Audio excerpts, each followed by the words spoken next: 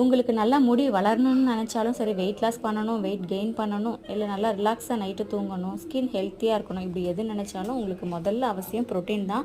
அந்த ப்ரோட்டீன் ரிச்சான ஒரு நைட்டு டின்னர் ரெசிபி தான் பார்க்கலாம். ரொம்ப டேஸ்டியாக இருக்கும். ட்ரை பண்ணி பாருங்கள். ஒரு பவுல் வச்சுக்கோங்க, தயிர் ஆட் பண்ணிக்கோங்க, தனி மிளகாய்த்தூள், காஷ்மீரி மிளகாய்த்தூள், கரம் மசாலா, சால்ட், இது எல்லாத்தையும் போட்டு நல்லா மிக்ஸ் பண்ணிக்கோங்க. அதுக்கப்புறம் நம்ம கட் பண்ணி வச்சுருக்க பன்னீர் இதையும் நல்லா போட்டு மிக்ஸ் பண்ணிவிட்டு அதை அப்படியே வச்சுருங்க. அதுக்கப்புறமா ஒரு கடாயில் வந்து பார்த்திங்கன்னா நான் கோகோனட் ஆயில் ஆட் பண்ணிக்கிட்டேன். நீங்கள் என்ன ஆயில் இருக்கோ ஒரு 2 டேபிள் ஸ்பூன் ஆட் பண்ணிக்கோங்க. அதுக்கப்புறம் வந்து பன்னீர் நம்ம மிக்ஸ் பண்ணி வச்சுருக்கோம் இல்லையா, அதையும் போட்டுட்டு ஒரு 2 செகண்ட்ஸ் நல்லா கிளறி விடுங்க.